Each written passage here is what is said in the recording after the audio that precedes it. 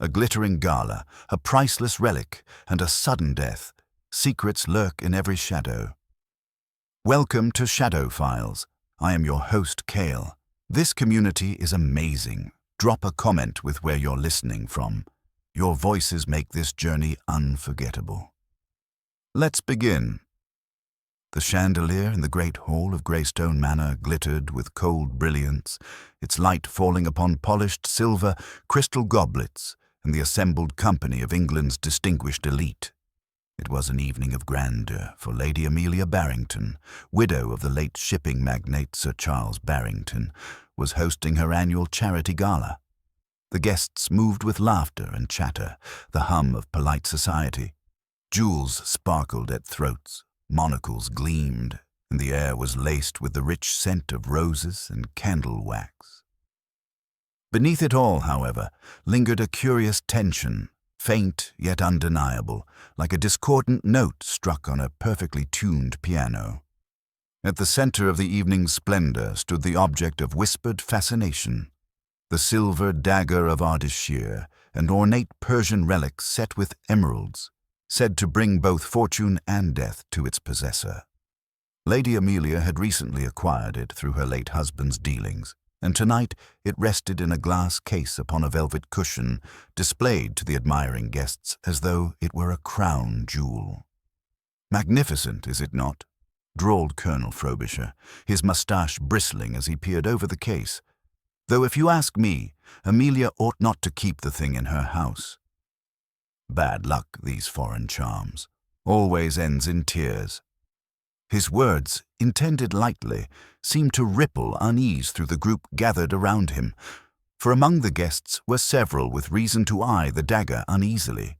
A disinherited nephew, a lady with debts, a rival collector, and a secretary whose loyalty seemed more to the relic than to her mistress. As midnight approached, the company assembled in the drawing-room for the unveiling toast. Champagne was poured, glasses raised, and Lady Amelia herself took the floor, radiant in her emerald gown. "To prosperity, to friendship, and to the future of Greystone Manor," she declared. The cheer went up. Glasses clinked, the string quartet struck a jubilant note. And then, a scream. The music broke off as the crowd turned in horror. Lady Amelia Barrington had collapsed where she stood, her glass shattered beside her, her body slumped upon the polished floor. The emeralds at her throat caught the light for one last time. At first, chaos reigned. Some guests rushed forward, others recoiled in fear. A doctor among them knelt swiftly, fingers pressed to her wrist. His face, grave and pale, told the truth before his words did. "She is dead." Silence fell, heavy and dreadful, and though no one yet knew how, all eyes turned, inevitably, irresistibly, towards the gleaming case where the silver dagger rested. Had the curse struck again? For a breathless instant, the room held its breath with the fallen woman. Then the air seemed to rush back in a flurry of whispers and the scuffle of feet on the parquet. The quartet lowered their instruments with the careful embarrassment of artists interrupted, and the doctor, tall, spare, and composed, rose from his knees with his verdict already in his face. Lady Amelia Barrington would not rise again.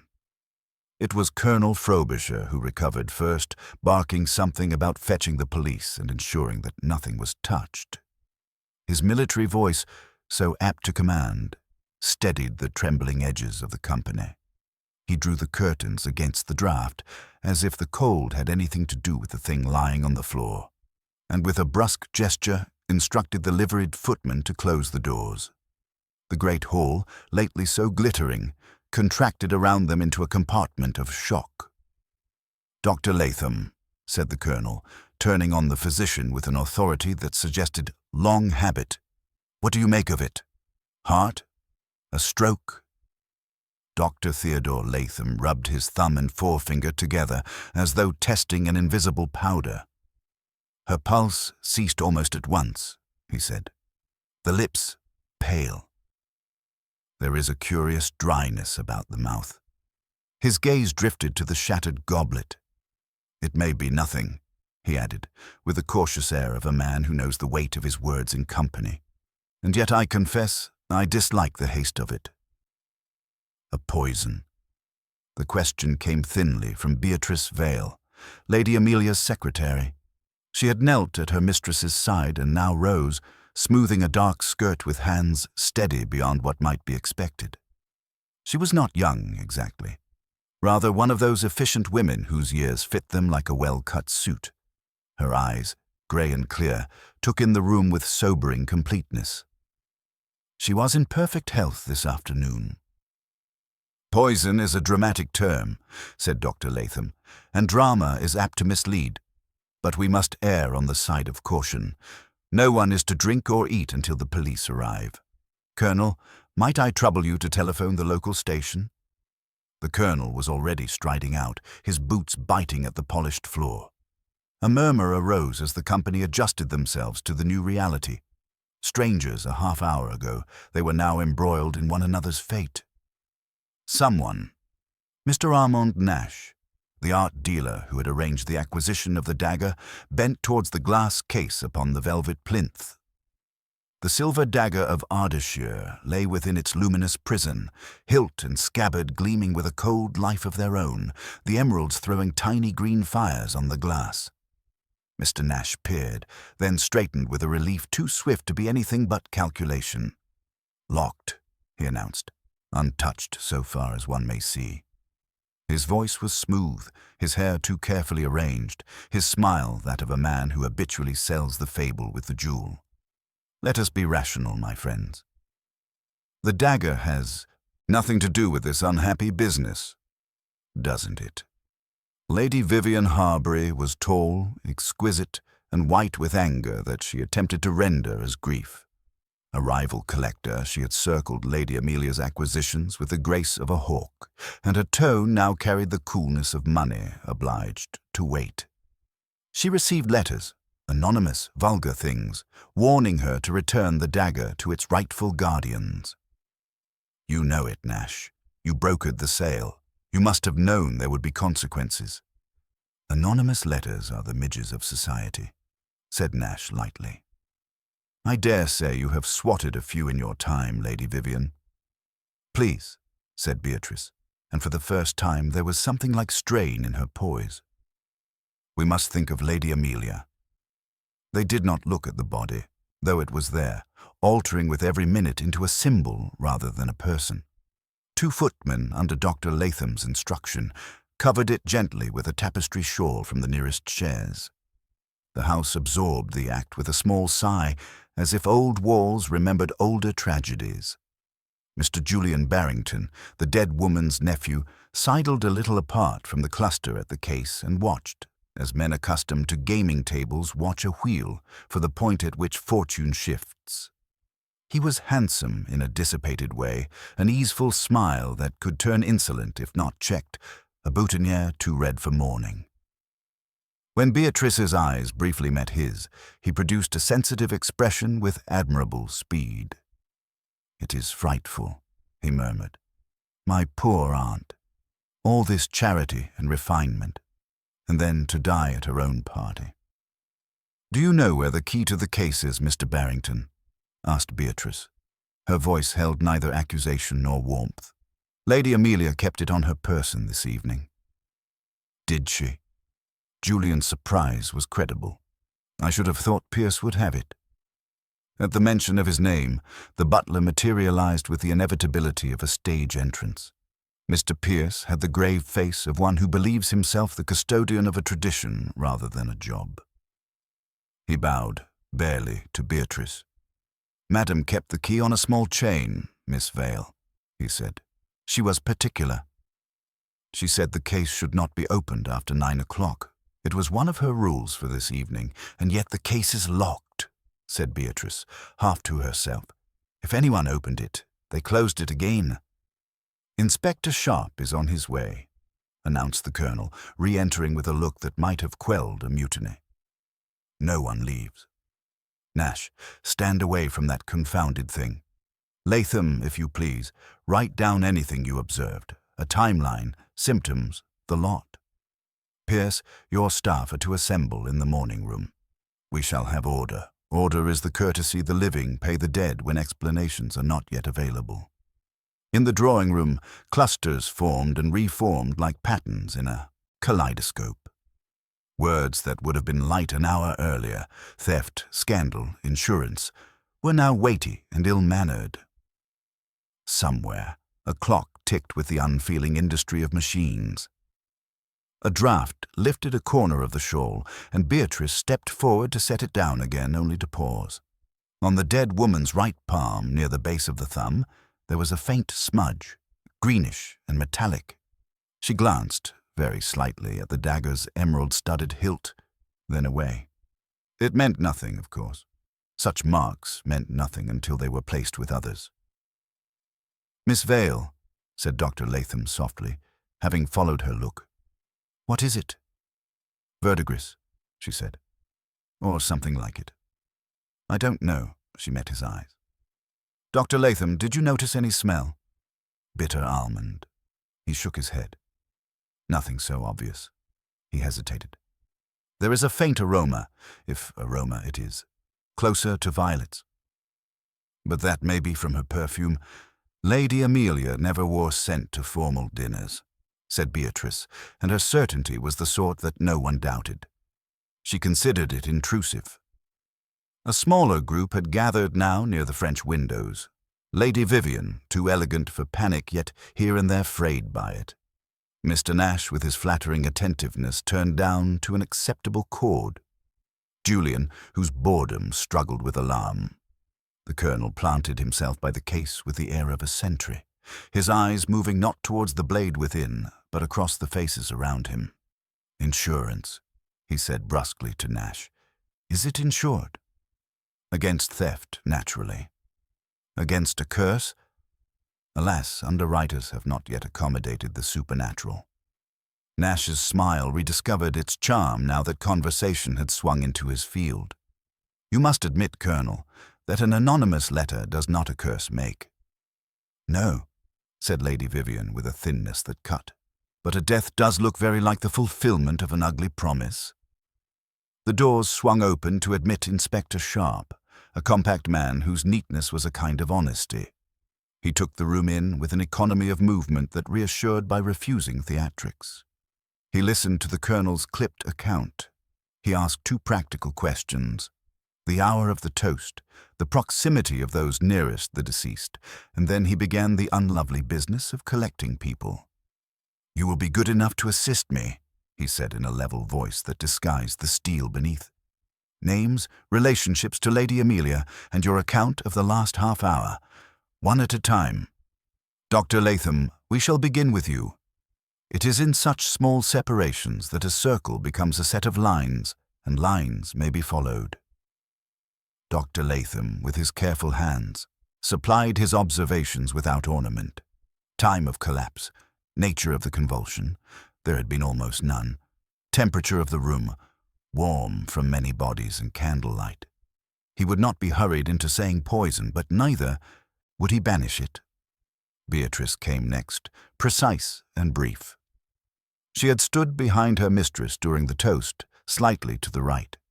She had noticed nothing amiss save that Lady Amelia had looked earlier in the evening at the dagger with an expression that Beatrice had not entirely understood. "As if," she said, and then stopped. As if she were listening. "To whom?" asked Sharp. "To herself," said Beatrice, surprising herself with the answer.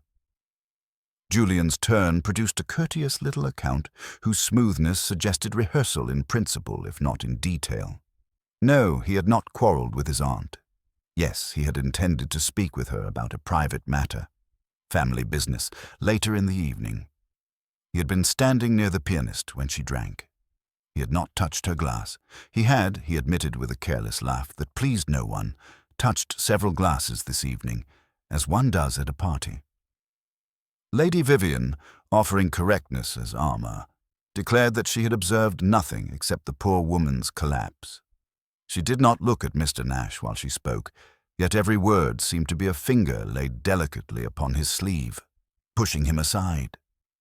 Mr. Nash, when his turn arrived, swore to the integrity of the case, the lock, the provenance of the dagger, and the utter absurdity of curses. He produced, with a flourish that the inspector did not admire, a folded letter on heavy paper. "A note from Sir Richard Mardell at the museum," he said. "He assures me the dagger is of unquestioned pedigree. Your provincial blackmailers may write what they please." Inspector Sharp read the letter, folded it without comment, and pocketed it. "We will examine the case presently," he said. "Mr. Pierce?" The butler's account was a liturgy of times. The champagne had been fetched at 20 minutes to midnight, the case inspected by Lady Amelia herself at 11:30, the keys seen upon her chain at that same time. No member of staff had approached the plinth thereafter. The windows were closed. The doors had been monitored. "And the key?" asked Sharp. Mr. Pierce's composure flickered. "It is not upon Lady Amelia, sir." He glanced at Beatrice, and something like apology passed between them. "It must be somewhere." "We shall find it, indeed," said Sharp. "Miss Vale, I understand you were more than a secretary to Lady Amelia?" "Confidant, perhaps." "I served her," said Beatrice simply. "Did she confide in you that she feared harm?" Beatrice considered. "She received letters, as Lady Vivian has said," she answered. "3 in the past fortnight. They were odd. No direct threats, only injunctions. Return what is not yours. Do not wake the sleeping. Phrases like that." She laughed at them. But she did lock her bedroom at night, which she had not done before. "And tonight?"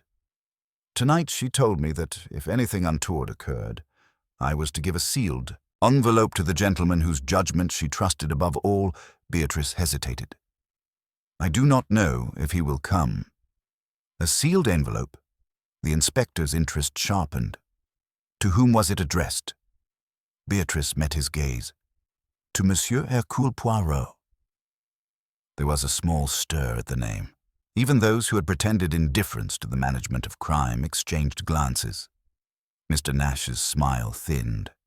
Lady Vivian's posture softened, as if she too had heard of the little man with the egg-shaped head and the preposterous genius. Julian looked uneasily amused. The colonel nodded, as a soldier nods to the reputation of another professional. "Why Poirot?" asked Sharp. "Because she had written to him," said Beatrice. 3 days ago. She asked his advice about the letters and about a matter of conscience. The last words came reluctantly, as though they belonged to Lady Amelia and had no business on another tongue. "What matter?" Sharp's tone was patient. "I don't know," said Beatrice. "She would not tell me until he had replied." "And the envelope?" "In my desk," she said. "She made me promise I would not open it, but she did not forbid me to tell you it exists." Sharp considered for a moment. Then, with the sense for theatre that good policemen possess and seldom display, he turned to the colonel. "Until we have the benefit of Monsieur Poirot's opinion," he said dryly, "we must do our best without him. Colonel, I shall be obliged if you will remain by the case with one of your stalwart friends there. No one is to approach it. Mr. Pierce, you will lock the decanters in the study and bring me the keys. Dr. Latham, you will accompany me to examine the body more closely." He inclined his head to Beatrice. "And you, Miss Vale, if you please, bring me that envelope." Beatrice left the room with the measured swiftness of someone who has rehearsed dreadful errands in her head and would rather perform them than imagine them afresh. As she crossed the corridor toward the small ante-room that served as her office, the house altered around her again.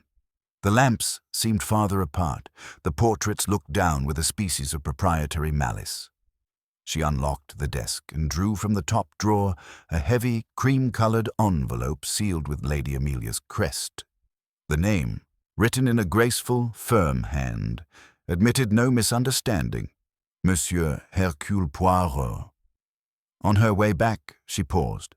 A faint sound, the almost not thing of a door clicking shut, reached her from the direction of the gallery that overlooked the hall. She looked up. Nothing moved. Yet when she returned to the drawing room and handed the envelope to Inspector Sharp, her fingers were colder than the envelope warranted. Sharp weighed it in his hand and considered the assembled faces as a chess player studies the opening positions. Somewhere among them lay the move that had ended a life. He set the envelope on the mantel, near enough to his hand to discourage any curious impulse, and addressed the room. "Until further notice, you will each remain at Greystone Manor," he said. "I shall have statements from all of you by morning. Meanwhile, we shall keep vigil with prudence. There is one more matter." He crossed to the glass case. The colonel watched, rigid, as Sharp bent over the lock. He did not touch it. He breathed on the glass. A pale film blossomed under his breath, and, as it cleared, a shape presented itself, so delicate as to be almost absent, the ghost of a fingerprint on the inside of the glass, just above the hilt. "Curious," said Inspector Sharp, and his voice was very mild. "Miss Vale, you say the case was not to be opened after 9? That is correct. Then someone has defied a lady's rule." He straightened. "Whether that defiance has any bearing on her death, we shall discover. And perhaps," he added, glancing at the envelope, "perhaps Monsieur Poirot will advise us in the morning whether curses travel in company with fingerprints." No one answered. The clock, untroubled by human perplexity, declared the hour. Somewhere deep in the house, a door settled on its hinges with the softest of sounds, as though the manor itself had exhaled. In the uneasy stillness that followed, the company found themselves, whether they would or not, listening for footsteps that had not yet begun, and for the quiet tread of a little man whose name had suddenly become the most important in Greystone. The night at Greystone Manor stretched itself into a strange, elongated vigil, as though the old stones of the house conspired to hold time hostage until clarity might return. Yet clarity did not come. What came instead was the rustle of whispered theories, the pacing of restless feet, and the sound of doors opening and closing under Inspector Sharp's measured direction. Lady Amelia Barrington lay in the adjoining chamber, guarded by Dr. Latham with the reverence of a sentinel, and in the drawing-room the guests remained like an unwilling jury empaneled before evidence had been presented. Inspector Sharp, for all his compact pragmatism, was too shrewd not to feel the pressure of expectation. The sealed envelope addressed to Hercule Poirot rested on the mantelpiece like a rebuke. Everyone knew, though no one said, that the inspector's authority was provisional, borrowed until that little Belgian should arrive. Sharp was not a man to resent such things, but he acknowledged them inwardly, the way a seaman acknowledges a stronger tide than his oars. Beatrice Vale sat upright on the chaise near the window, hands folded, her eyes never far from the case that held the silver dagger. Her composure was her armor, but it was armor worn long. Every so often, when she believed no one looked, a tremor fluttered across her fingers. Colonel Frobisher, in contrast, stalked the perimeter of the room like a sentry on hostile ground. His mustache bristled at each suggestion that the curse of the dagger might have played a part. He would brook no nonsense, and yet his eyes slid towards the velvet plinth more often than he might admit. Julian Barrington leaned indolently against the mantel, too close to the envelope for anyone's liking.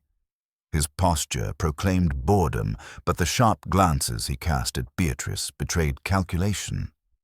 His inheritance, or its absence, would now be subject to the reading of his aunt's will, and in that will might lie salvation or ruin.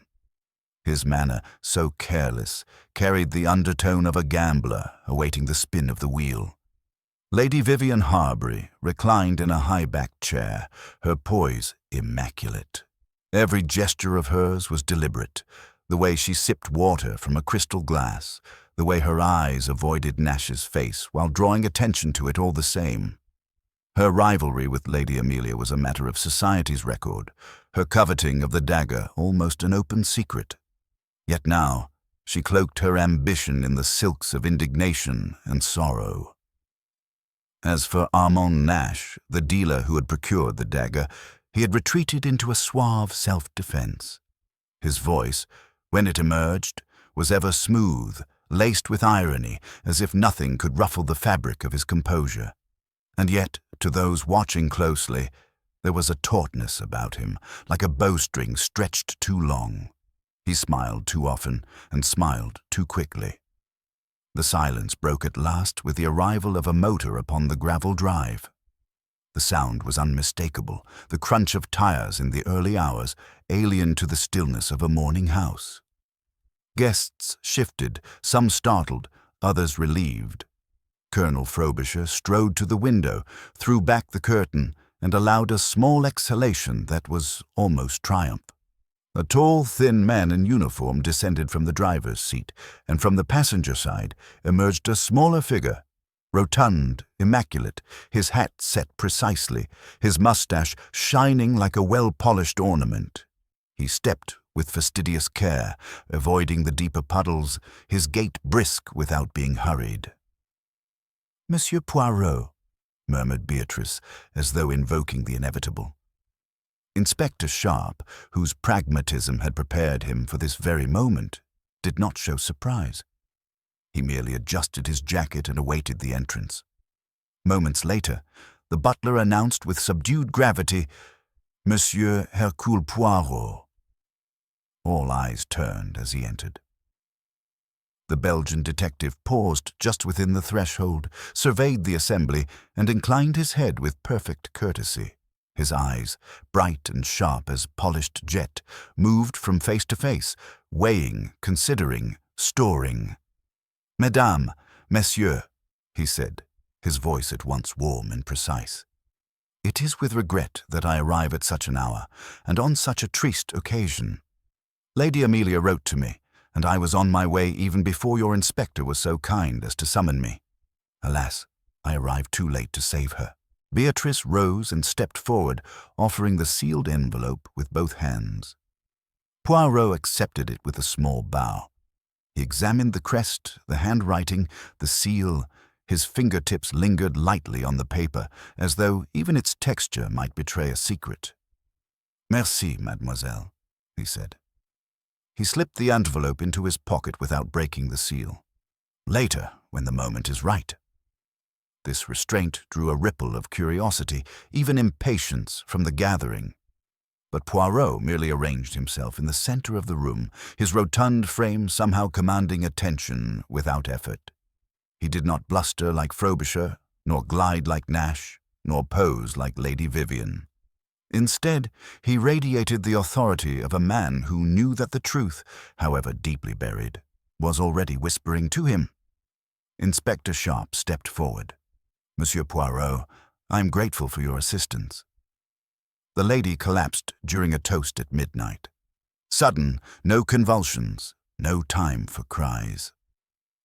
Dr. Latham suspects poison, though he has not yet determined what kind Poirot inclined his head.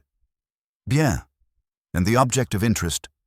He gestured with two delicate fingers toward the glass case. The colonel bristled. "That cursed thing." Poirot's moustache twitched in amusement. "Always there is a curse, is it not? And always the curse, it is so convenient. Yet tell me, does a dagger, even a silver one, leap from its case to strike a lady down during her toast? Non, Colonel. Curses are for the feuilleton novels, the penny dreadfuls. Here, in this house, there is instead psychology, opportunity, and human desire." The remark, though gently spoken, rippled like a stone in a pond. Lady Vivian stiffened. Nash laughed too loudly. Julian shifted uncomfortably. Beatrice alone seemed steadied, as though she had expected exactly this tone. Poirot continued, "I will ask each of you questions, très simple, and I beg you to answer them with candor. For I warn you, lies, they are like the mismatched buttons on a waistcoat. Small things, yes, but they betray the whole costume." He began with Beatrice, whose account he had already half heard, but wanted to hear in his own cadence. She repeated her story calmly, the letters, the instructions, the sealed envelope. Poirot regarded her with kindness. "You are loyal, mademoiselle." loyal in the English way, which is often mistaken for coldness, but you have eyes that see more than loyalty wishes to confess. "We shall speak again," Julian followed, his words dripping with practiced ease. Poirot allowed him to speak without interruption, but when he finished, Poirot asked a single question. "And you touched many glasses, you say? It is a custom of yours, to drink from whatever is at hand." Julian laughed lightly. "At parties one does." "Ah," said Poirot, his eyes narrowing ever so slightly. "But one does not if one wishes to avoid being accused of clumsiness. Unless, perhaps, one wishes the confusion of glasses to conceal something. We will remember this Lady Vivian, cool as marble, declared her ignorance of all practical details. She had seen Lady Amelia fall, that was all." Poirot, however, tilted his head. "You admired this dagger, madame.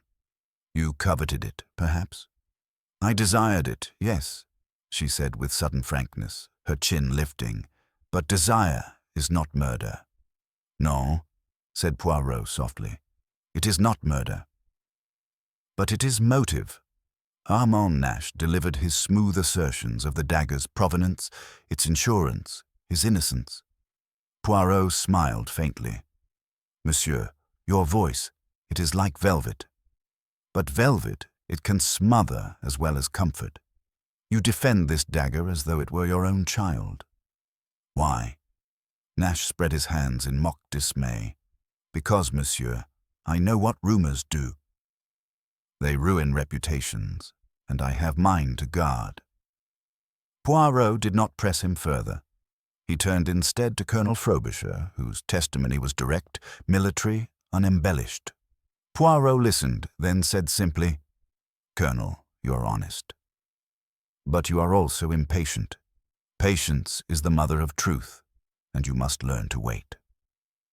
At last Poirot stepped back, having gathered impressions, if not facts. He folded his hands across his waistcoat and looked once more around the room. "The dagger," he said suddenly. "We must inspect it." Inspector Sharp nodded, though reluctantly. With a key newly discovered in the folds of Lady Amelia's gown, Beatrice had found it during a final search. They opened the case under Poirot's careful eye. He did not touch the dagger at once. Instead, he examined the glass, the lock, the velvet lining. His fingertips brushed the faint fingerprint inside, noted earlier by Sharp, and he murmured softly to himself. Then, at last, he lifted the dagger. Its silver blade caught the candlelight, gleaming with cold fire. Poirot balanced it delicately, as though weighing its secrets. He sniffed lightly near the hilt, then frowned. "Inspector," he said, "have you noticed this?" Sharp leaned in. There was a faint residue, greenish, clinging to the edge of the hilt. "Verdigris," Sharp muttered. "Ah," said Poirot. "Yes, but perhaps not only verdigris. Something mixed, something very clever. We shall test it in due course." He replaced the dagger with reverence, closed the case, and locked it once more. Then he turned back to the room, his gaze lingering on each face in turn. "Mes amis," he said softly, "we are in the presence of a mind that plans with subtlety. Lady Amelia Barrington did not die by accident, nor by curse. She died because someone in this room desired it and arranged it with intelligence. Already the truth begins to form itself.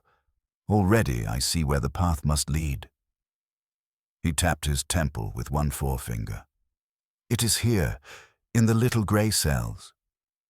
And believe me when I say, whoever holds the guilt, they cannot hide it for long."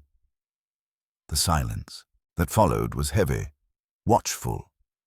Each suspect shifted in their chair, unwilling to meet his eyes for too long. Somewhere deep in the house, a floorboard creaked, as if the manor itself strained to listen, and Poirot, with his calm certainty, allowed the silence to stretch. For in that silence, he knew, truth was already trembling to reveal itself. The atmosphere within Greystone Manor did not relax after Poirot's words. It thickened. Each person present seemed to retreat inward, wrapped tightly in his or her own suspicions and secret calculations. Poirot, meanwhile, stood in the center of the room as if he were its still point, a small, precise man surrounded by an ocean of unrest. His gaze traveled calmly from one face to another, and though he spoke no immediate accusation, the silence he permitted weighed upon them more heavily than the fiercest interrogation. Inspector Sharp at last cleared his throat, partly to restore momentum, partly because Poirot's silences were beginning to unnerve even him. "We should separate the guests into their rooms for the night," he suggested. "Everyone must remain within the house until further inquiry. Poirot, do you concur?" Poirot lifted his shoulders in a delicate shrug. "Mais oui, Inspector. But first, a little order. For order, it is the ally of truth. Without order, we stumble in chaos. Let us set down the facts as we know them, eh?" He raised a finger, and with almost ceremonial clarity, recited, "Lady Amelia Barrington, hostess of this evening, received letters of warning, anonymous but insistent, that she should return the dagger. At midnight she lifted her glass, drank, and collapsed. No convulsion, no outcry. The good doctor suspects poison. Her glass, shattered. The dagger, untouched, at least in appearance. The key to its case was upon her person, discovered only after her death. The company here present, Colonel Frobisher, the soldier, Lady Vivian Harbury, the rival collector, Mr. Armand Nash, the dealer who sold the dagger, Mr. Julian Barrington, the nephew, Miss Beatrice Vale, secretary and confidant, Mr. Pierce, the butler, Dr. Latham, the physician." As he spoke, his eyes rested briefly upon each person as though pinning them within the circle of his reasoning. "And finally," Poirot concluded, "there is the envelope addressed to me, which I will not open until the moment is ripe. One must never eat the pear before it is ready, else it is sour." Inspector Sharp inclined his head. "You have a method, Poirot." "I shall defer. Bon. Now let us consider motive. Always it is the motive that guides the hand. Without motive, there is no crime save that of madness. And here, madness, non. Here, there is too much calculation." The room shifted uneasily. Poirot turned first to Julian Barrington. "Monsieur, you are the nephew. Tell me, do you inherit?" Julian forced a laugh, but it rang brittle. "I cannot say. My aunt was capricious with her fortune. At times she favored me, at others she scolded me for extravagance. But yes, if she died in estate, I suppose I might benefit. Though I do not see how that concerns you, Monsieur Poirot." "May it concerns me very much. For money, it is the most frequent companion of murder. You say you do not know her will?" Julian spread his hands. "No one can until it is read." Poirot inclined his head, satisfied for the moment. He turned then to Lady Vivian. "Madame, you desired the dagger. You coveted it, I will not deny it," she said, her tone proud. "But Lady Amelia knew me too well. Had I wished to obtain it, I should have made her an offer, not attempted her life. A collector's reputation is everything. Murder would ruin mine." "Perhaps," said Poirot softly. "And yet, desire, it makes people reckless." Her eyes flashed, but she said no more. Poirot turned to Nash, whose suave composure never seemed to falter. "Monsieur Nash, you brokered this relic. Tell me, who else desired it?" Nash gave a little smile. "Collectors across Europe." But Lady Amelia was insistent. Her late husband's fortune enabled her to outbid them all. As for me, I was merely the facilitator. "My interest is financial, not mystical." "Financial?" murmured Poirot. "Always it comes back to finance. And were you paid well, monsieur?" "Handsomely," Nash admitted, "but not so handsomely as to kill for it. Lady Amelia intended to sell other pieces through me. Her death deprives me of further profit." Poirot made a tiny bow of acknowledgement. Next came Colonel Frobisher, who bristled at the scrutiny. I had no quarrel with Lady Amelia. I admire her family, her hospitality, her patriotism. This nonsense of curses is exactly what gives England a bad name abroad. I drink whiskey, Monsieur Poirot. Not poison. Poirot's mustache twitched with a ghost of amusement. Ah, but whiskey too can be poisoned, Colonel. The Colonel flushed, but said nothing further. Poirot now directed his gaze upon Beatrice Vale. Mademoiselle, you are the one most intimate with Lady Amelia's habits. You know her thoughts, her routines. Tell me, did she trust her household? Did she trust those here present? Beatrice's voice was steady, but her hands betrayed a faint tremor. She trusted Mr. Pierce, her butler. She trusted Dr. Latham. As for the others, she tolerated them, admired some, mistrusted others, but she confided in me least of all regarding her true anxieties. She always smiled when she wished to hide something. Poirot inclined his head. Ah, the smile. It is the mask most often worn. Merci, mademoiselle, finally. He looked at Pierce, the butler, whose gravity had not wavered. And you, monsieur? You hold the keys, the timings, the household? Did you observe any irregularity tonight? Pierce folded his hands. Only this, sir. When Lady Amelia viewed the dagger at 11:30, she lingered longer than usual. She traced a finger along the glass, as though listening, as Miss Vale has said. It was not her habit. Beyond that, I noticed nothing amiss. Poirot nodded thoughtfully. Bien, that is of interest. He turned once more to Inspector Sharp. Now, my friend, we must ask ourselves the method. The lady dies at the moment of drinking. The glass, it is broken, yet fragments remain. The doctor finds no convulsion, only sudden collapse. Poison, yes, but which? And how delivered? Dr. Latham cleared his throat. I shall send for tests. But to my nose, there was nothing of the bitter almond scent of cyanide, nor the acrid tang of strychnine. It may have been digitalis, or perhaps an extract of belladonna, yet the effect was too swift. I confess I am perplexed. Exactement, Poirot agreed. A poison swift, subtle, and not obvious, and the glass, where is it now? The fragments had been gathered by a footman and placed on a silver tray. Poirot examined them minutely, holding each piece to the light. On one jagged edge, he paused. There was a faint, oily sheen, almost invisible. He sniffed delicately.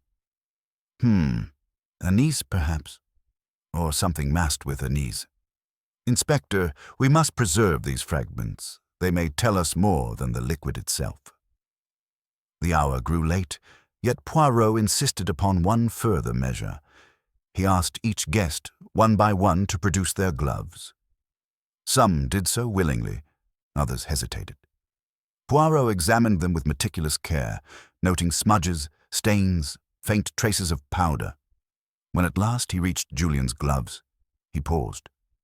There, faint but distinct, was a greenish mark near the thumb. Verdigris, Poirot murmured. Like the stain upon Lady Amelia's hand. Très curieux, Julian flushed. I picked up the dagger weeks ago, before it was placed in that case. My aunt permitted me. That must be the origin. Perhaps, said Poirot. He returned the gloves with a little bow. At last, when Inspector Sharp would have dismissed the company to their rooms, Poirot raised his hand. One thing more. This evening, before I retire, I will visit the gallery above the hall. For Mademoiselle Vale, she heard a door close there when she fetched the envelope. It is never wise to ignore such whispers. The gallery was dim, the portraits looming like stern witnesses. Poirot walked slowly along the carpet, his small shoes making scarcely a sound. He examined each door. Most were locked. One, however, was ajar. Within lay a small study, seldom used. On the desk was a candle stub, recently burned, and beside it, upon the leather surface, a tiny scrap of paper torn from some larger sheet. Poirot bent to read. Scrawled in a hurried hand were the words, "It must be tonight, before the seal is broken." He pocketed the scrap carefully, then rejoined the inspector below. His eyes gleamed, but he said nothing of what he had found. Instead, he inclined his head politely to the assembled guests. "Bonne nuit, mesdames et messieurs. Sleep well, if you can." They dispersed uneasily, each to their assigned chamber. Shadows lengthened along the corridors of Greystone, and the manor seemed to draw its secrets tighter. In his room, Poirot sat at the writing desk, smoothing his moustache with careful fingers. He took out Lady Amelia's sealed envelope and laid it before him. He did not open it yet. Instead, he whispered to himself, "Patience, Poirot. Order, method. The murderer reveals himself not in haste, but in the contradictions that haste conceals. Already the pattern begins." He closed the envelope within his case, extinguished the lamp, and settled into bed. But sleep eluded him, for he knew, before the night was through, Greystone Manor might yet produce another cry in the dark. The night at Greystone Manor passed in uneasy fragments. Few of the household or guests slept more than an hour or two. The air itself seemed charged with dread, as though the walls whispered and the portraits on the stair regarded each passer-by with secret knowledge. Footsteps echoed strangely, muffled conversations broke off at the creak of a board, and every closing door sounded louder than propriety allowed. Poirot himself, despite his habit of early rising, had not surrendered to sleep until the first faint wash of dawn touched the windows. Yet when he entered the breakfast room at 8, he was immaculate, his moustache gleaming, his step brisk. He regarded the assembled company with polite bows. Lady Vivian, pale and exquisitely attired for mourning, Julian with his careless charm, somewhat blunted by fatigue, Nash already discoursing about the markets of Constantinople, Beatrice grave and subdued, Colonel Frobisher thumping his newspaper as if the world ought to take instruction from it. Inspector Sharp entered soon after, having spent the night directing constables and sending samples to the laboratory. The silence at table was oppressive until Poirot himself broke it, setting down his teacup with delicate finality. "Eh bien, mes amis, we have survived the night, though not, I think, without incident." His eyes moved calmly about the room. "You are all aware, perhaps, that in the gallery last night I discovered a little study with signs of occupation, an attempt at secrecy. Someone was abroad while the rest of you were here in the drawing-room, someone who wrote the words, 'It must be tonight, before the seal is broken.' The effect was immediate. Lady Vivian's hand froze on her spoon. Julian half rose in his chair with a nervous laugh. Nash's smile tightened as though stitched too fast. Beatrice's eyes flickered, not with guilt, but with the weariness of confirmation.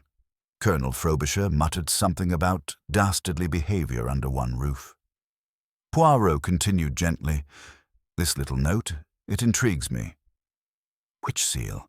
Is it the case of the dagger, or is it the envelope addressed to myself?" "Both are possibilities, no? And both are dangerous." Inspector Sharp leaned forward. "You suspect, then, that Lady Amelia's death was timed to prevent her letter reaching you?" "Just so, mon ami. Or at least, that is one possibility. Consider if her words, written for me, contained a confession, an intention, or an exposure of another's secret. What better way to silence her than to prevent me from reading them? And since the envelope was entrusted to Mademoiselle Vale only after Lady Amelia's death, the criminal could not destroy it. Voila. The peril of haste. Julian gave a little scoff, though his voice was not steady. This is all supposition. My aunt died of some unlucky poison, perhaps accidental. To spin fancies about notes and seals is melodrama. Poirot's gaze fixed upon him with almost tender pity. Ah, monsieur, it is always melodrama until the gallows. But let us not quarrel. Instead, let us proceed with order. You say it may be accident. Very well. Then who poured Lady Amelia's glass? Who handled it before she raised it?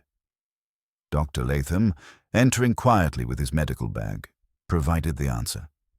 I myself saw Pierce, the butler, present the tray to Lady Amelia. She selected her own glass. No hand touched it after hers. Pierce bowed stiffly. That is correct, sir. I carried the tray. Lady Amelia chose her goblet. Then, said Poirot, the poison, if poison it was, must already have been within the glass before it touched her lips. Either it was placed in that glass in preparation, or it was poured with the wine itself. Inspector, have you examined the decanter? Sharp nodded. Locked in the study, as you suggested. We sent it off at dawn, but from what I observed, the decanter itself was clean. No scent, no residue. Poirot's head tilted thoughtfully. Interesting. Then it is perhaps in the glass alone. That is more deliberate, more precise. A criminal, he does not leave chance to decide who drinks. Beatrice spoke at last, her tone low but firm. Lady Amelia had many enemies in commerce. Men who coveted her fortune or resented her success. But here, among us, we must each face what we know. She feared something more personal than business rivalry. I saw it in her eyes last week when she received the third letter. She grew pale, and for the first time, she asked me to lock my own door at night. Did she name anyone? Asked Sharp. No, Beatrice replied. She said only, if he comes, I shall not be surprised. He? Repeated Poirot softly. His gaze flicked to Julian, then to Nash. Ah, that is most revealing. The meal concluded in uneasy fragments, and soon after, Poirot requested the guests to reassemble in the drawing-room. There, with Inspector Sharp beside him, he began a series of interviews more intimate than those of the previous night. He called Lady Vivian first. She entered with stately calm, seated herself, and regarded Poirot with the faintest smile of disdain. Madame, Poirot began courteously, you desire the dagger, yes? And yet Lady Amelia received letters threatening her should she not return it. You knew of these? Of course. She showed me one, laughing at the melodrama. I told her she would do well to sell the thing. She refused, out of pride, naturally. And you, did you ever write to her yourself, suggesting its return? Her eyes flashed. Monsieur Poirot, I may be jealous, but I am not a coward. If I wish a thing, I state it plainly. I do not skulk behind anonymous letters, Poirot bowed. Très bien, that is true. You are proud, not secretive. Yet pride itself, it can kill, by silence, if not by action. We shall see. Next came Nash. His smoothness had grown brittle, his charm stretched. Monsieur Nash, Poirot said gently, you gained profit from this sale. Yet your reputation, how secure is it? If this dagger were proved stolen, smuggled, cursed, what then? Nash's eyes flickered, then steadied. You think I would silence Lady Amelia to preserve myself? She would never have betrayed me. She relied upon me. And besides, if anyone killed her, it was for the dagger itself, not for some petty scandal in the trade. Poirot smiled faintly. Perhaps. Yet you defend yourself too eagerly, monsieur. Always it is wise to let others exonerate you, Colonel Frobisher followed. His testimony was blunt. He had been near the case at midnight, had seen nothing suspicious, and would stake his reputation that all this foreign nonsense about curses was mere poppycock. Poirot dismissed him politely, though with a glint that suggested he valued the colonel's impatience more than his certainty. Julian arrived next, lounging insolently until Poirot's steady gaze robbed him of some of his ease. Your gloves, monsieur, Poirot said. We observed the verdigris upon them. You claim it was from earlier handling of the dagger. But I have considered. If you touched the hilt last night, when the case was opened in secret, that would explain it, n'est-ce pas? Julian flushed, then laughed. You twist facts, monsieur. Yes, I admired the dagger weeks ago. My aunt permitted me. Why should I creep about at night to touch it again? Perhaps, Poirot said softly, because there was something hidden within the hilt. Some mechanism, some compartment. Or perhaps because you feared Lady Amelia would reveal a secret that compromised you. You deny it, of course. That is your right, but remember, truth, it is patient. It waits. At last, Beatrice returned. Poirot regarded her with unusual gentleness. Mademoiselle Vale, you were devoted. Yet devotion is sometimes dangerous. Did you fear what your mistress intended to reveal in her letter? Beatrice's lips trembled, but she held firm. I feared only for her safety. She trusted you, Monsieur Poirot. She said you would see clearly when others doubted. Poirot inclined his head. Gravely, Merci, mademoiselle, I will not betray that trust. By the time the interviews concluded, the light outside had dulled with the heaviness of an approaching storm. Poirot rose, smoothed his waistcoat, and addressed the company collectively. Mes amis, we are at the beginning of the path. Already certain things are clear. Lady Amelia was silenced not by chance, but by deliberate design. The dagger is the centerpiece of this design, whether by superstition or by greed. And the envelope she entrusted to me, that too may be a weapon. Tonight, when the storm has broken, I shall open it. For such moments demand a little theatre, do they not? His eyes sparkled with quiet certainty. Until then, we wait. But be warned, the murderer is here, among us, and he or she knows that Hercule Poirot waits also. That knowledge, mes amis, is the beginning of panic, and panic it betrays. At that very moment, a sharp cry echoed from the corridor. The company started. Poirot alone remained still. Inspector Sharp rushed to the door, followed by Frobisher. A maid stumbled in, pale and trembling. "Sir, the study, Mr. Pierce, the butler, he is dead." Gasps broke the air. Poirot closed his eyes briefly, as if in sorrow rather than surprise. "Voilà," he murmured, "as I feared." When one crime begins, another soon follows. The murderer, he seeks to cover his tracks, but in doing so, he reveals them all the more. The storm outside broke with a crash of thunder as Greystone Manor prepared for its second crime to unfold beneath its ancient roof. The thunder rolled over Greystone Manor like a warning from the heavens, shaking the windows in their frames. In the hush that followed the maid's cry, even the storm seemed to hold its breath. Poirot alone remained seated, his fingers pressed lightly together, his head inclined as though in prayer. When he opened his eyes, they gleamed with a sorrowful certainty. "Come," he said softly, rising with unexpected swiftness. "We must see poor Mr. Pierce. Already I fear too well what we shall find."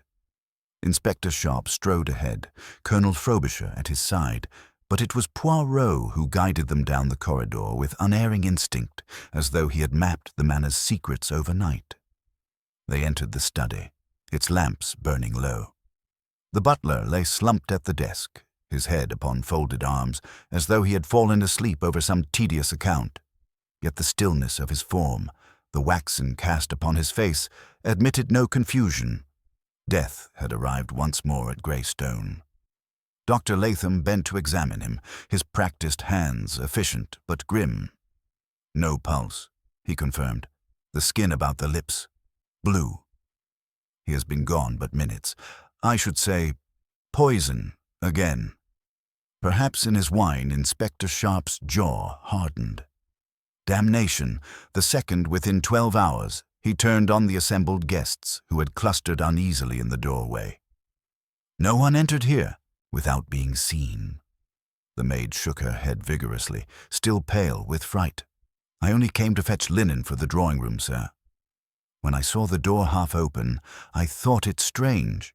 Then I found him, Poirot, moved closer, his small frame bent delicately over the body. He did not touch, not yet. Instead, he examined the surface of the desk. There, beside Pierce's right hand, lay a crystal glass, still half filled with a dark red liquid. Poirot's nose wrinkled. He sniffed the rim cautiously, then set it down with meticulous care. "Inspector, note this. The glass is his own, not from the tray of last night. It was fetched from the cabinet here in the study. And the wine? It is not champagne, but claret. So, unless the murderer poured it for him, he poured it for himself." "That would mean suicide," Frobisher blurted. "Non, mon colonel," Poirot replied gently. "Suicide is a rare bird, and seldom does it perch twice in one night at the same house. Besides, the servants, they live by duty, not despair. No, this is murder. More clumsy than the first, but also more desperate. When the murderer strikes again so soon, it is to silence a tongue that might speak."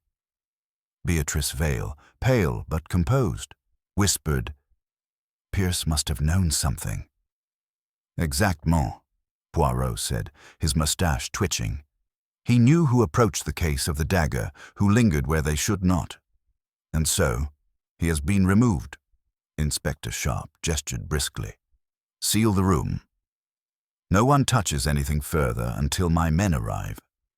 Poirot, I value your insight, but we must preserve what physical evidence there is." Poirot inclined his head gravely. "I agree entirely, Inspector.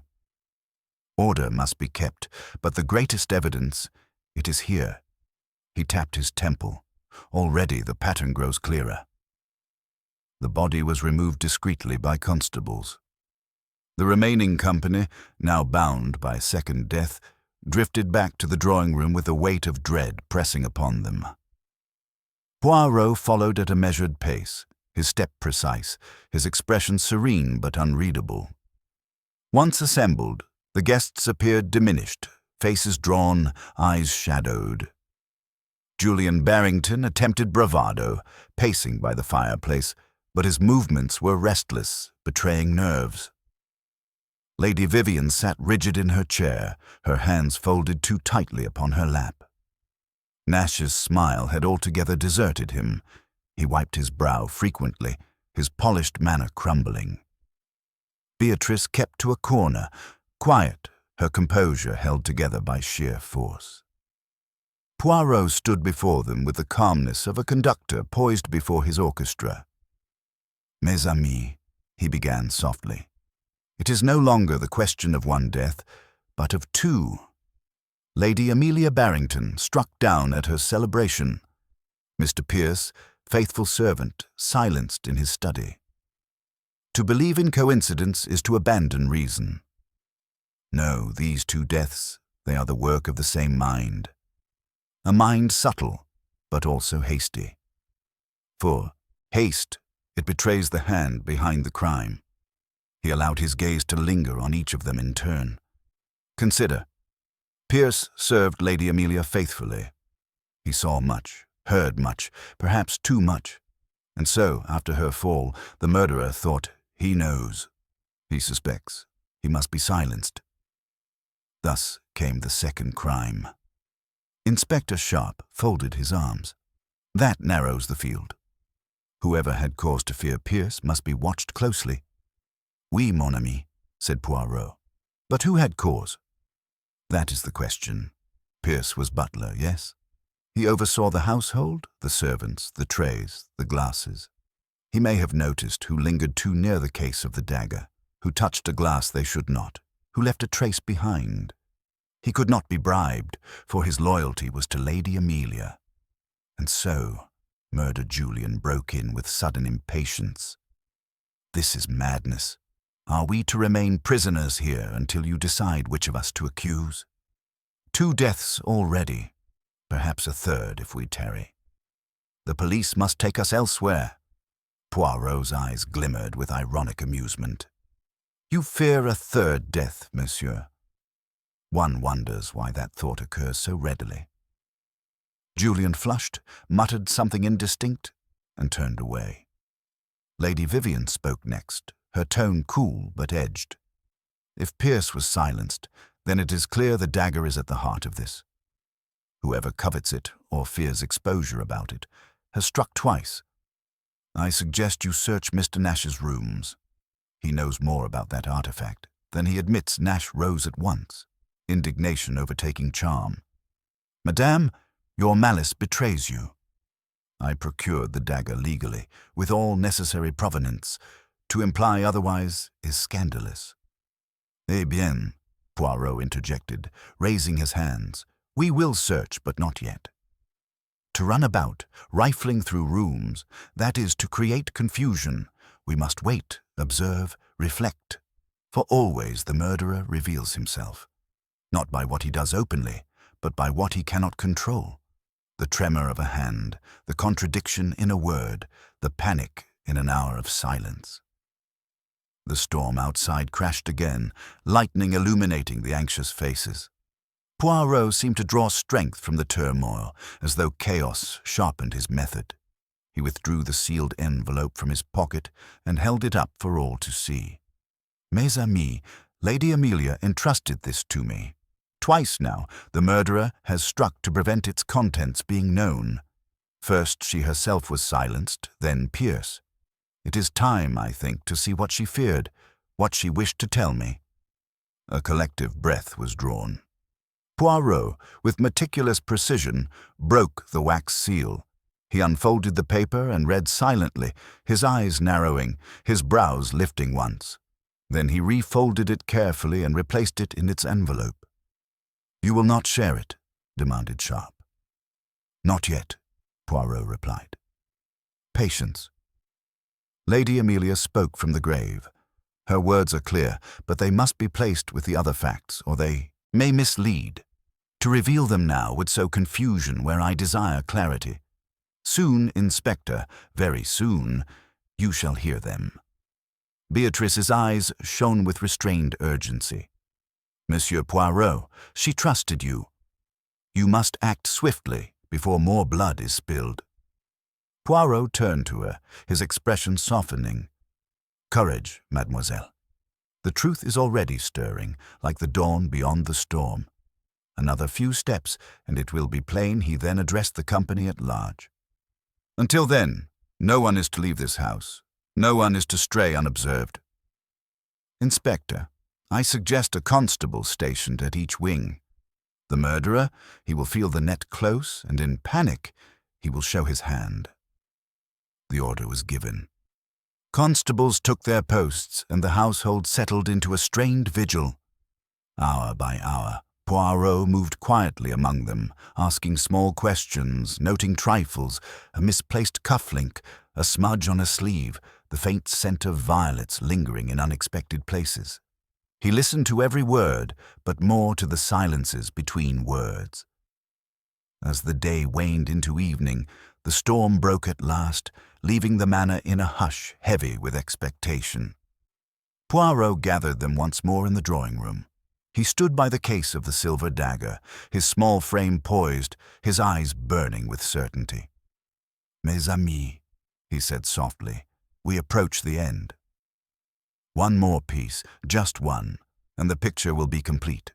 Tonight I will lay it before you all. But beware, when truth is revealed, it will not be gentle.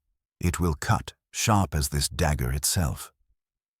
The guests shifted uneasily, their faces masks of fear and pride. Somewhere deep in the house, a door slammed in the draught, echoing like a gunshot. Poirot did not move. His voice, calm and absolute, carried through the silence. The murderer is here. And already he trembles.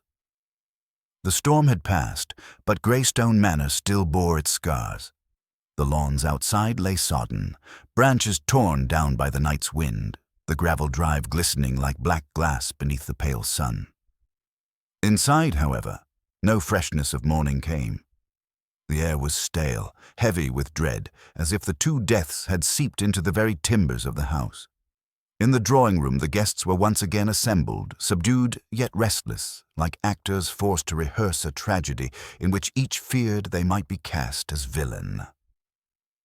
Poirot, neat as ever, stood before the glass case containing the Silver Dagger, his hands clasped behind his back, his head slightly tilted. Inspector Sharp watched him, notebook in hand, though even he had begun to realize that Poirot was conducting a symphony of his own, Sharp merely playing second fiddle. "Mes amis," Poirot began, his tone almost conversational. "We stand at the point where shadows begin to clear. 2 deaths, Lady Amelia Barrington, mistress of this house, and her faithful butler, Mr. Pierce. Both sudden, both convenient to a certain person, and yet both most revealing. For murder, it is like embroidery. Even the neatest hand leaves a thread that may be traced." He turned, his gaze sweeping the room. Lady Amelia's glass was poisoned. The poison was precise, chosen to act swiftly and without convulsion. Who could have arranged such a thing? Not a servant, for the servants were too loyal to her, too fearful of Inspector Sharp's scrutiny. It must be one within this circle, someone who had cause to silence her. Lady Vivian's voice cut the silence like a blade. "Then the question is plain. Who profited most from her death?" Julian Barrington shifted at the mantel, his face set in careless disdain. "You make it sound as though I have been waiting for this." "My aunt's death grieves me. Whatever you may believe grieves you." Lady Vivian's eyes were sharp as glass. "Yet you inherit her fortune." "The rest of us, we gain nothing but suspicion." Julian laughed harshly. "And you, Lady Vivian, do you gain nothing? Her death means the dagger will pass into other hands. You might yet acquire it. Do not cloak yourself in indignation." Nash intervened smoothly. "Let us not indulge in accusations without proof. The only fact we know is that Lady Amelia received threats regarding the dagger. Whoever penned them has blood on their hands." Poirot lifted one small hand. "Ah, monsieur, but that is just the point. The letters, they were a decoy. You see, Lady Amelia told her secretary she was not afraid. She laughed at them, yet she grew pale when she considered something else. Not the letters, not the curse, but a truth she placed in her letter to me. A truth she knew would strike at the heart of one here." Beatrice Vale leaned forward slightly. "Monsieur Poirot, you have read her letter. You know what she meant." "Oui, mademoiselle. I've read it, and it told me only what I already suspected. That the dagger was not merely an ornament of value, but a key. A key to the past, and to guilt. Gasps stirred the company. Poirot went on, his tone calm, inexorable. Lady Amelia wrote that the dagger had been taken improperly, that in its possession lay a secret. She did not name the guilty party outright, but she feared that if I were not told, others would die. And she was correct, alas. Pierce is dead because he too saw something that pointed the way." Inspector Sharp frowned. "What did Pierce see, Poirot?" Poirot's eyes glimmered. He saw the case opened when it should not have been. He saw the mark of verdigris upon the hand of Lady Amelia, a mark she could not have gained had not another placed the dagger briefly in her grasp. For she did not open the case herself, yet her hand bore the stain. "Impossible," Colonel Frobisher growled. "The case was locked." "Just so." But the key was on her person. So we thought. And yet, remember, when her body was searched, the key was discovered only later, almost overlooked. Someone had taken it, opened the case, returned it to her chain in haste. Pierce noticed. For that, he dyed Julian's voice, sharp and mocking, rang out. "Then accuse someone, Poirot." Enough riddles. Which of us opened the case? Poirot smiled very slightly. "Patience, monsieur. The case was opened to do what? Not to steal, for the dagger is still here. Not to destroy, for it remains intact, but to prepare. On the hilt of the dagger was a residue, greenish, metallic. Verdigris, yes, but mixed with something else. A clever poison hidden there. When Lady Amelia touched the case, the faintest trace transferred to her hand, but that alone would not kill. No, the true act was more subtle. The poison was also smeared on the rim of her chosen glass. A double assurance. She would die, whether by hand or by sip, Sharp's pencil stilled. The guests exchanged uneasy glances. Poirot continued. Now, who had access to both? Who lingered near the dagger? Who touched many glasses so that confusion should reign? Who laughed too loudly at talk of curses? One among you had both motive and method. Julian started. You mean me? Poirot's gaze fixed him, unwavering. You, monsieur, had the most immediate profit, inheritance. You admitted you handled many glasses, a careless habit most unlike an English gentleman, and upon your glove was verdigris. You say it was from weeks ago, but I say it was fresh from last night. You opened the case in secret, you prepared the dagger, you touched her glass. You thought to confuse, to scatter suspicion, but your haste betrayed you. Julian's face darkened, then flushed with fury. Lies! You weave a tale from nothing. Why would I risk it so clumsily? Because, Poirot said gently, you are reckless. A gambler. You wagered that no one would notice. Pierce noticed, and so you silenced him. But again, you acted in haste. The wine you poisoned bore too strong a scent. It betrayed itself at once. No, monsieur, you are clever in design, but poor in patience. It is the contrast that gives you away. Julian's mouth opened, then shut. His eyes darted about the room as though seeking an ally, but none met his gaze. Nash looked away. Lady Vivian's lips curved in satisfaction. Beatrice closed her eyes in quiet sorrow. Inspector Sharp stepped forward.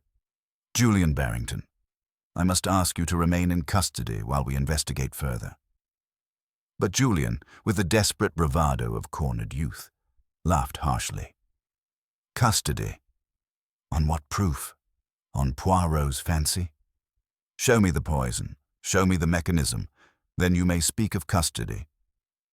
Poirot's hand rose, a small, elegant gesture. The poison, monsieur, will be found in the residue upon the dagger's hilt and in the fragments of your aunt's glass.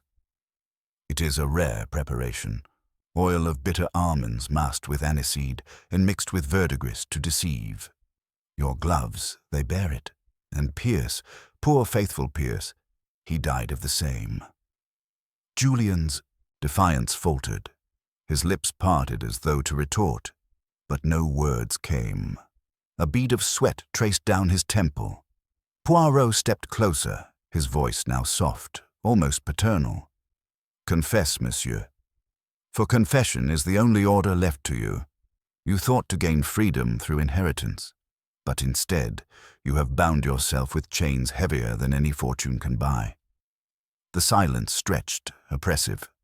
Then Julian suddenly slammed his fist upon the mantel. Yes, curse her. She meant to ruin me. She said she would cut me from her will, leave me nothing. I saw the letters. I knew she feared something, and I used it. She deserved. He broke off, panting, his face contorted with rage and despair. Gasps broke around the room. Lady Vivian turned aside with satisfaction. Nash shook his head. Beatrice wept quietly. Inspector Sharp stepped forward, his voice grim. Julian Barrington, you are under arrest for the murders of Lady Amelia Barrington and Mr. Pierce. Constables closed in. Julian struggled, then sagged, his fight gone. Poirot, with infinite gentleness, adjusted his cuffs. And so, mes amis, the little grey cells have spoken. The curse of the dagger, it was no curse, but the greed of a man who would gamble even with death. He turned to Beatrice, offering her a grave bow. Your mistress trusted me. I regret only that I could not prevent her end, but at least justice is restored. The case was closed. Yet as thunder rolled faintly again in the distance, Poirot glanced once more at the gleaming dagger, its emeralds flashing in the dim light. His eyes narrowed. A dangerous relic, this. It draws out the darkness in men's hearts. Perhaps it should have remained buried, and with that, Hercule Poirot smoothed his mustache, his composure unbroken, as order, fragile but undeniable, was restored to Greystone Manor. The following morning, Greystone Manor lay under a leaden sky. Mist clung to the lawns and rose gardens, and the house, though outwardly stately, seemed to brood upon its losses. 2 lives had been claimed in swift succession, and though the murderer was now in custody, the echo of those crimes lingered like a stain no soap could cleanse. Within the library, Poirot sat in an armchair of deep leather, immaculate as ever, his breakfast tray untouched beside him. Inspector Sharp stood by the hearth, his uniform neat but his eyes shadowed with fatigue. A fire smouldered, fighting against the damp chill. Beatrice Vale sat quietly at the far end of the room, her hands folded on her lap, her face pale yet serene, as though the long tension of fear had given way to something like relief. And yet, relief was not the prevailing mood, for Poirot, though satisfied in logic, seemed curiously dissatisfied in spirit. His eyes rested on the sealed case that still contained the Silver Dagger of Ardeshir, and from time to time he smoothed his moustache with thoughtful precision. Inspector Sharp, breaking the silence, said at last, "It seems straightforward, Poirot. The nephew, desperate for money, fearing disinheritance.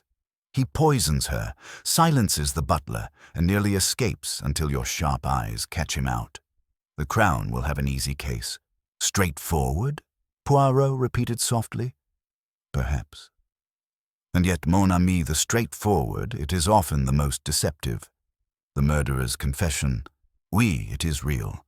His motive aussi, it is strong. But there is one thing that troubles me." Sharp frowned. "And what is that?" Poirot leaned forward slightly, lowering his voice. "Lady Amelia's letter. You remember what I said. It told me only what I already suspected, that the dagger was taken improperly, and that it held a secret. But why, I ask myself, did she not name her nephew directly? If she feared him, she would have written it plainly. Instead, she wrote with ambiguity. And that, Inspector, is curious." Beatrice spoke then, her tone quiet but firm. She would never write his name. Family meant too much to her. She might hint, but she would not accuse outright. Poirot inclined his head, acknowledging her point. That is possible. Yet still, something is not in order. And order, always it must be. Sharp sighed, raking a hand through his hair.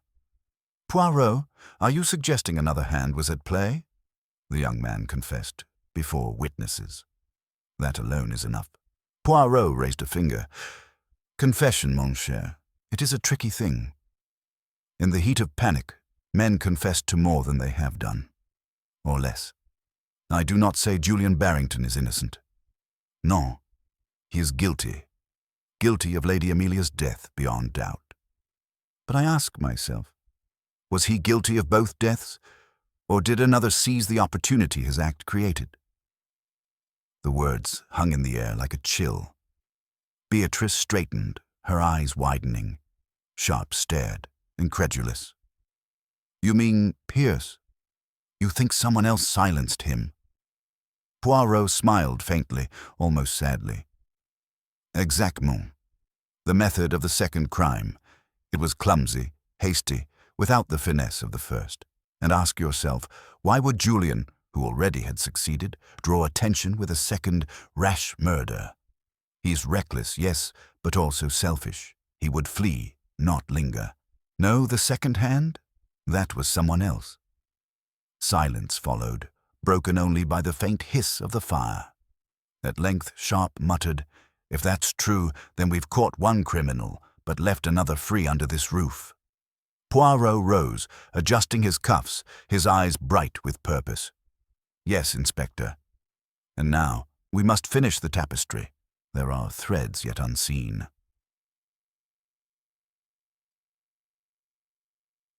The household gathered once more in the drawing-room that afternoon. Rain streaked the windows, and the Silver Dagger gleamed coldly beneath its glass prison. The company, diminished now by absence, seemed more brittle, frayed at the edges by long hours of confinement. Lady Vivian sat with controlled poise, her gloved hands motionless in her lap, but her eyes sharp and watchful. Armand Nash leaned against the mantel, his charm restored but thinner than ever, like gold leaf worn too fine. Beatrice sat by the window, silent, her presence more that of a witness than a suspect. The colonel paced, muttering about dashed nerves and honor of the household. Poirot entered with Inspector Sharp at his side. At once the air shifted. The little Belgian's composure filled the room with quiet authority. "Mes amis," Poirot began, "yesterday we believed the case closed. Julian Barrington confessed to the murder of his aunt. His guilt in that, it is true. But the death of Mr. Pierce, that is another matter. For in truth I do not believe he struck the butler down." A murmur rippled through the group. Lady Vivian's eyes gleamed. Nash raised his brows. The colonel swore softly.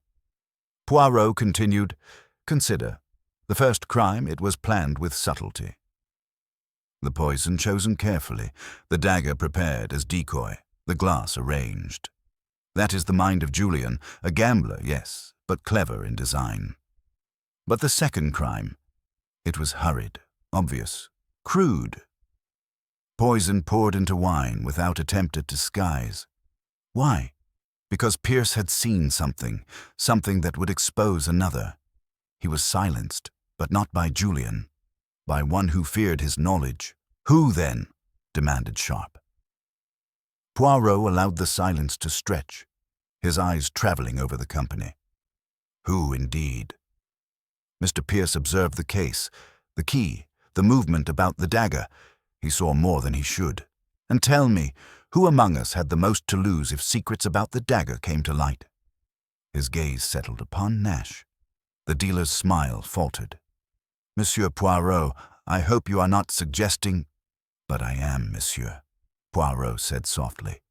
"You who procured the dagger, who vouched for its provenance.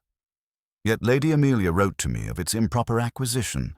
If the museum learned the truth, your career would be ruined. And Pierce, he knew. Perhaps he overheard a conversation. Perhaps he found a paper. And so you slipped into the study, poured him a glass of claret laced with the simplest of poisons, and left him to die.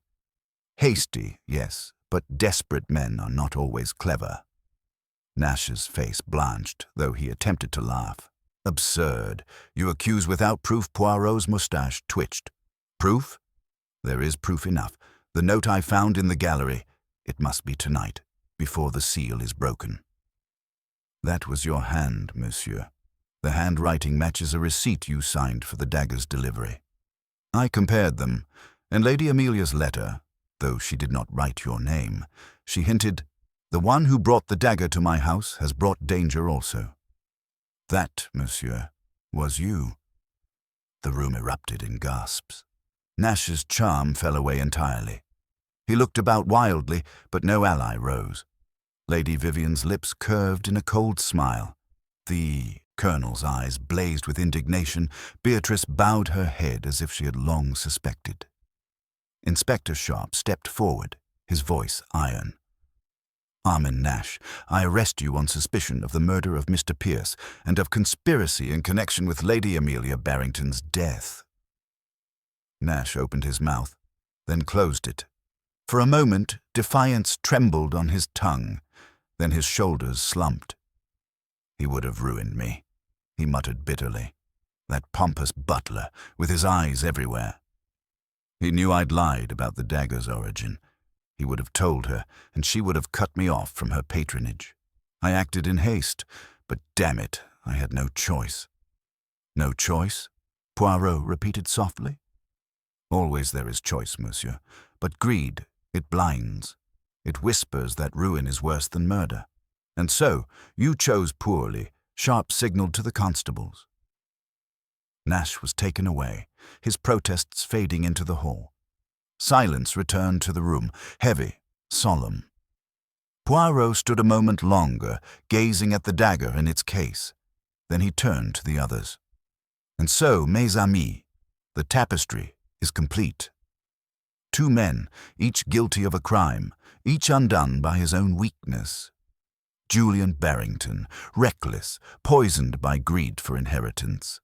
Armand Nash, desperate, silencing a witness to preserve his reputation. Between them, they wove this tragedy. He paused, smoothing his moustache with delicate care. The curse of the dagger, you see, it was never in the silver or the emeralds. It was in the hearts of men who coveted, who deceived, who feared. That is the true curse, and it is always fatal. The company sat in silence, absorbing the truth. Lady Vivian at last spoke, her voice low but edged with irony.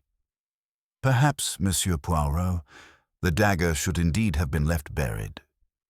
Poirot inclined his head gravely. Perhaps, madame. For some treasures bring not fortune, but destruction, and the wise man knows that the greatest riches are not those locked in a case, but those locked in the heart. With that, he turned, his small frame precise and dignified, and walked from the room. Inspector Sharp followed, and the others sat motionless, as though the house itself demanded they reflect upon the lessons it had endured. Outside, the mist began to lift, revealing a pale sun that struggled against the gloom. Order had been restored at Greystone Manor, but at a cost etched forever into its history. And Hercule Poirot, descending the steps with his hat set just so, permitted himself the smallest of sighs. For once again, he murmured, the little grey cells have triumphed. But always it is the frailties of human nature that pain me more than the brilliance of deduction. And with that he departed, leaving behind the cursed dagger, the haunted house, and a circle of people forever changed.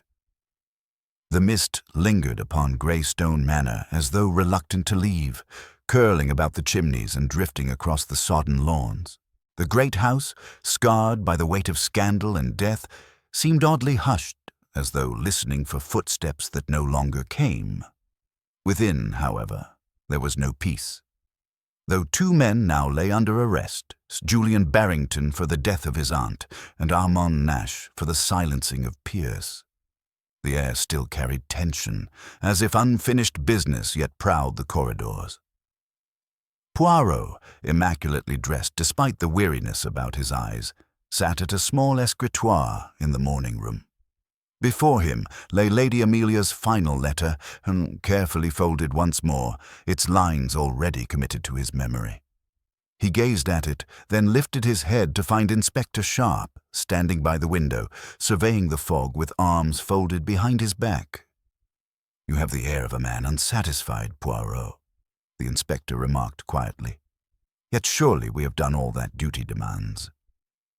Two criminals caught, motives clear, the evidence strong. What more could trouble you? Poirot tapped the letter with one elegant finger. "This, mon ami." For Lady Amelia's words, though clear, were not complete. She spoke of secrets, of guilt, of a dagger wrongly acquired. She warned of death if I did not come swiftly. All this has proved true. And yet there remains a little dissonance, like a note played out of tune in a sonata. Until that note resolves, I cannot rest. Sharp gave a weary smile. "You seek perfection where the law requires only enough." "Perfection?" Poirot shook his head gently. "No, it is not perfection I seek. It is order. Order in the human heart, in motive, in the weaving of cause and effect.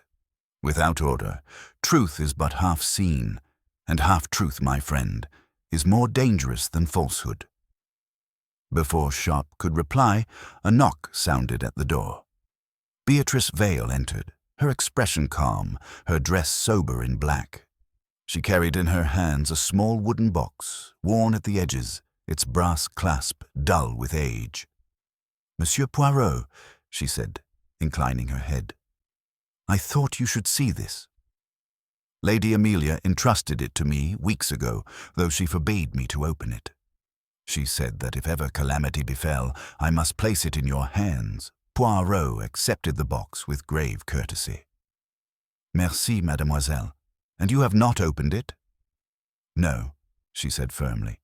"My loyalty was to her, and she trusted you, not me, with the truth." Poirot smiled faintly, almost tenderly. Such loyalty, it is rare.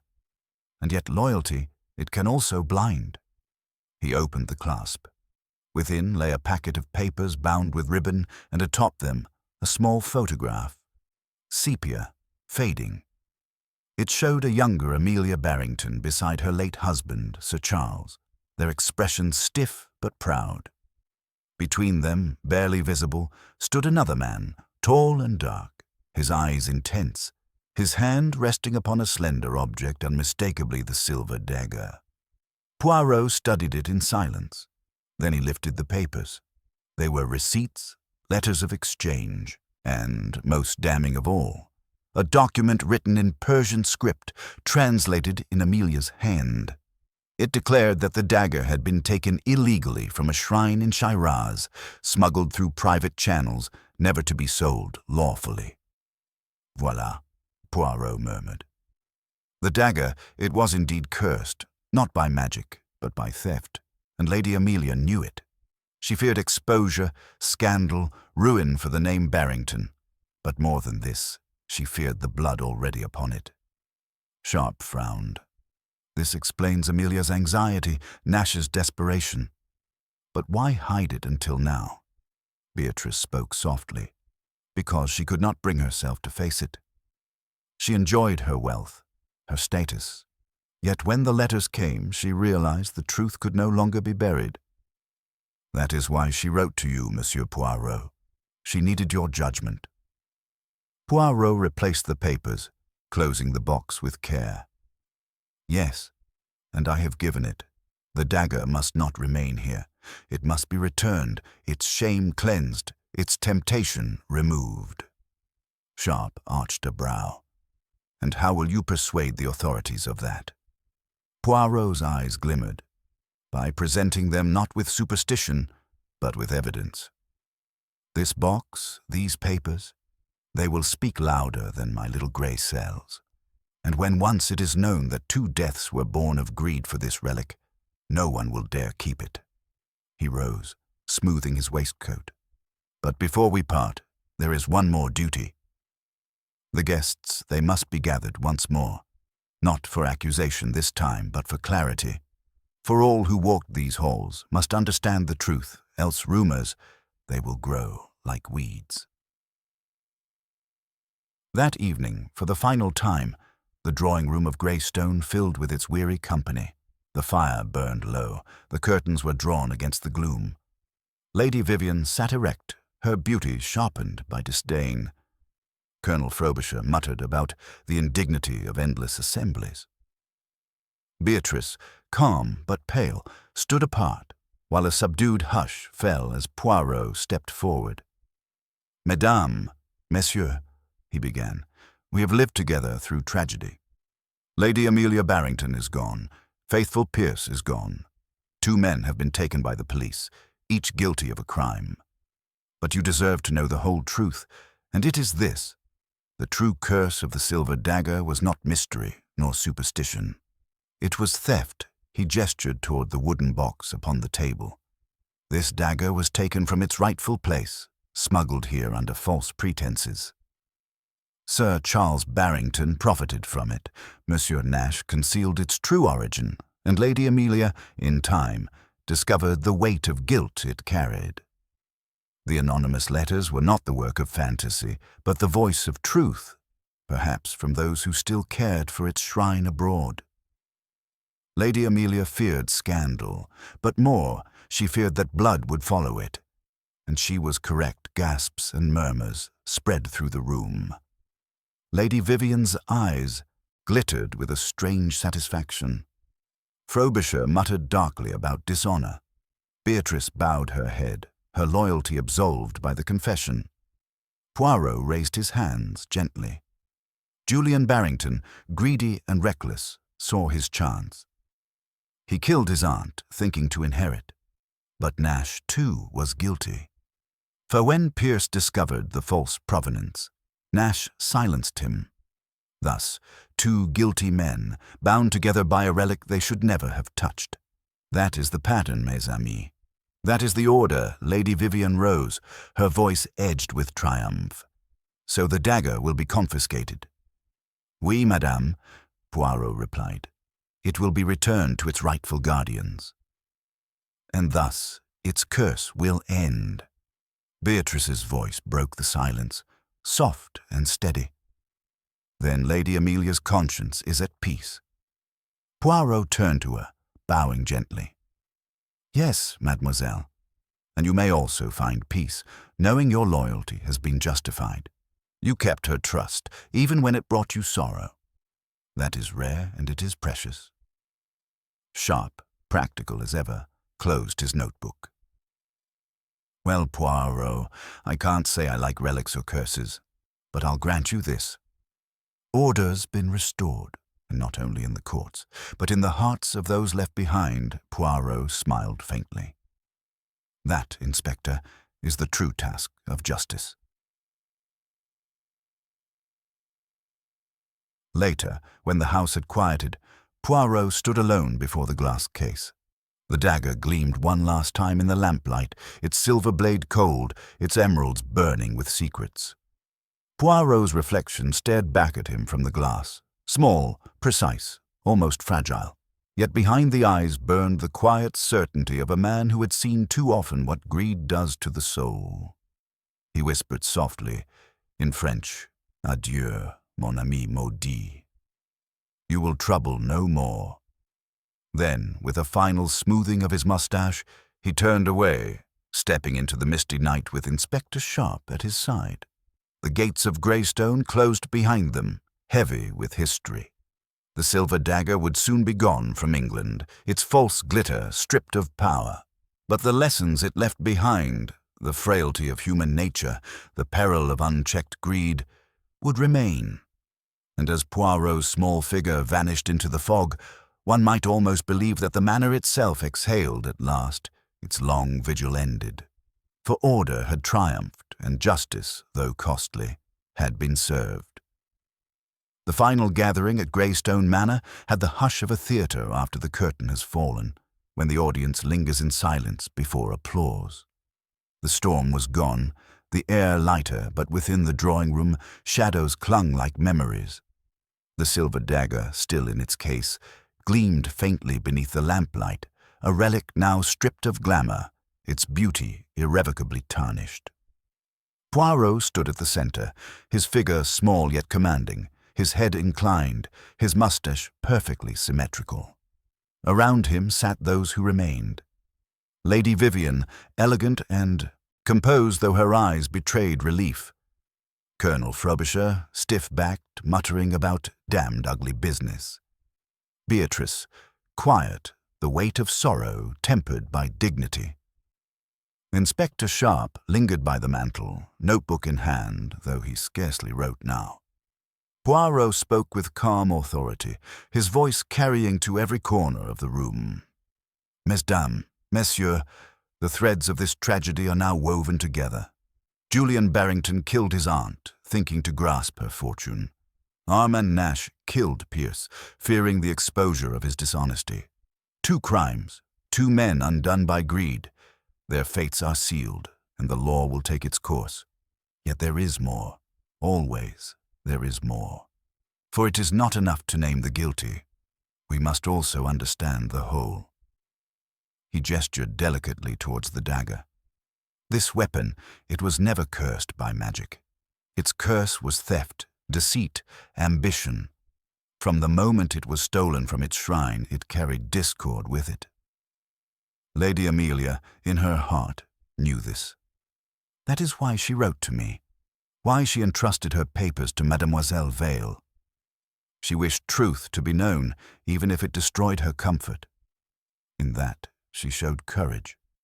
Beatrice's eyes glistened, though her voice was steady. She will be remembered for more than her wealth. She faced what she feared. At the end, Poirot inclined his head. Just so. And you, mademoiselle, you remained loyal, though loyalty cost you peace. Take comfort, for your devotion has preserved her honor. That, perhaps, was her true bequest. Lady Vivian allowed herself a cool smile. "And the dagger, Poirot? Will it be buried again?" "Non, madame. It will be returned to those from whom it was taken. Justice, it must be both for the living and the dead. England has no need of treasures stained with blood. Better to restore them to their rightful place, and with them restore order." Colonel Frobisher grunted his approval, though he added darkly, "Damned foreign baubles never did us any good." Poirot's eyes softened, his tone philosophical. "Colonel, it is not the baubles, as you call them, but the hearts of men that corrupt. Greed, ambition, fear, these are the true poisons. The dagger, it merely reflected them, as a mirror reflects the face. That is why I say the greatest battles are not fought with steel, but with conscience." Inspector Sharp closed his notebook with quiet finality. "Then it is finished." Poirot looked about the room, meeting each gaze with calm certainty. "Yes, Inspector. It is finished. Lady Amelia's last wish is fulfilled. The guilty are unmasked. Order is restored." A silence followed, deep and complete. At last, Poirot drew on his gloves, adjusted his cuffs, and took up his hat. "Mes amis," he said with gentle finality, "I bid you adieu. Remember always, the truth, it is like oil. It will rise, however deep one tries to bury it, and in the end, it is better to face it than to flee." He paused, his eyes lingering on the case one last time. "As for me, I am content. The little grey cells have done their work, and now it is time for Hercule Poirot to take his leave." With that, he walked from the room, his step precise, his composure untouched. The heavy doors closed behind him, and the house seemed at last to exhale, released from the weight of its secrets. Outside, the mist was lifting, revealing a pale sun climbing over the sodden lawns. Poirot descended the steps with measured tread, his silhouette small yet indomitable against the light. Beside him, Inspector Sharp followed in respectful silence. And so, Greystone Manor remained, a house marked by tragedy, yet steadied once more by the unerring logic of a little Belgian detective. The Silver Dagger would soon depart, stripped of its false glamour, carrying with it the reminder that no jewel, no fortune, no relic is worth the price of a human soul. Poirot paused at the gate, glanced back once, then murmured softly to himself, "La justice est faite." Justice is done. Then, smoothing his moustache with satisfaction, Hercule Poirot walked on into the morning light, leaving behind shadows, but taking with him the eternal triumph of order over chaos.